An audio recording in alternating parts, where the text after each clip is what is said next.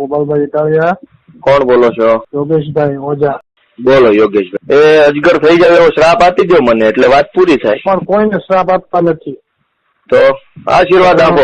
દાળિયા મળતા નથી કપા વીણવાના, દાળિયા વૈયા જાવ. નું આ કોલ રેકોર્ડિંગ અત્યારે ખૂબ જ વાયરલ થઈ રહ્યું છે અને હું તમને દેખાડવા પણ જઈ રહ્યો છું. કોલ રેકોર્ડિંગમાં શું બોલી રહ્યા છે ગોપાલ ઇટાલિયા એ પણ તમે સાંભળો. પણ કોલ રેકોર્ડિંગ બતાવું તે પહેલા હજી ખાસ જણાવવાનું કે મિત્રો આપણી ચેનલને સબસ્ક્રાઇબ કરી લેજો ને એ જો મિત્રો કોલ રેકોર્ડિંગ. તમે બે છો ને? અમે કામ કરીએ છીએ, મહેનત થી કમાઈ એટલે જ અમને બળતરા થાય છે કે આ મફતમાં લઈ જાય. બધા તમે કપા વીણવા દાળિયા વૈયા જાવ, દાળિયા મળતા નથી. તમે આ બધા ધંધા બંધ કરી દો ને હવે. અમે અમારો ધંધો છે, અમે ઈ કરીશું જ તે ભાઈ. તો આપણે કરો ને. તમને કઈ ના પાડવા આવ્યો ઘરે ઘરે તમારા ઘરે આવીને ના પાડું ને? હે સેકન્ડમાં મળવું હોય તો આપણે મળી શકીએ. હો તો મળજો ને, વાંધો નહીં. તમે એમને આમ તમને આમ કામ કરવાનું આમ નથી ઉઠતું, આમ નબળું મહેનત કરીને શું પણ તમે ક્યાં તડકામાં પાવડો ને કોદાળો લઈને મહેનત કરવા જાવ છો? તમને ખબર તમને ઓળખી ગયા છે. પેલા બજારા ભોળા માણસો ક્ષેત્રો છે એટલે તમને એમાં મજા આવે. અમે ઓળખી ગયા છીએ કે આ બધા ચોર છે મોટા. ગરીબ માણસને કોકને છાપરું બાંધી દો ને તો આજીવન માણસ તમને આશીર્વાદ આપે. તો ખેતરે જઈને કપા વીણો અને પછી મહેનતની મજૂરી પૈસા ગામને આપો જ ખબર પડે કેમ અપાય.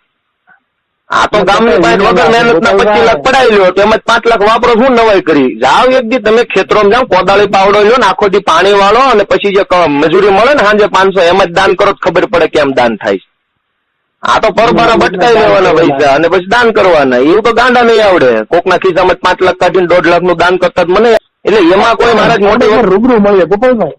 આ બધી વાત મૂકો, આપણે રૂબરૂ ઉપર મળવું છે એમ. અરે મળીએ એમાં ચોક્કસ. એમાં શું વાત, તમે કયો તાર મળીએ એવું થોડું હોય. હે તમારો અમને જ્ઞાન નો લાભ મળે ને. આપણે બોલો પ્રસ્તાવ મૂકો. તમે મારે કઈ મૂકવું નથી. મારે કોઈને વ્યક્તિગત કહેવું જ નથી. હું તો જાહેર વાત કરીશ. વ્યક્તિગત મારે કોઈનું નામ સરનામું લઈને નથી કહેવાનું ક્યારેય.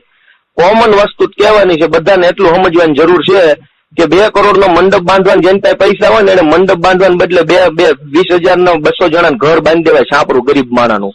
તો એ મોટું પુણ્ય કાર્ય છે. એના ઓફિસે તમને લઈ જવાય. ત્યાં આપણે થોડુંક તમારે ચર્ચા વિચારણા મોટી ન્યા કરશું. આપણે જિગ્નેશ રેડ્ડીના ઓફિસે એટલે એ ચર્ચા કરવાથી ગુજરાતના ખેડૂતોના પ્રશ્નો સોલ્વ થઈ જાય.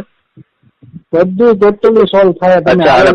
હોય ગમે ગામમાં. પણ એ તો ગામના પૈસા દાન કરો છો ને તમે. કોઈ દી તિકમ પાવડો હાથમાં પકડીને કોઈ દી કઈ પાળા ગાળવા કે ખેતરમાં પાણી વાળવા ગયા ને એ પૈસા તમે કોઈ કરવાનું જ નથી આવતું. એ તમને કહીએ તમારે તો મફત નું ખાવાનું ધંધો ફાવી ગયો છે બરાબર નો. કયું ગામ તમારું? ટીંબી. ટીંબી કયું? ભોળા. હા હું અત્યારે અહીંયા ટીંબી છું. ટીંબી મારું ગામ છે અને ગમે ત્યારે આવો ફોન કરીને મોસ્ટ વેલકમ, અને નો ફોન કરો તોય વેલકમ. બરાબર? ગામ ટીંબી, તમને એની ટાઈમ મળીશ. બરાબર? બીજું કયો? પણ આ થોડું મૂકી દે તો સારું છે.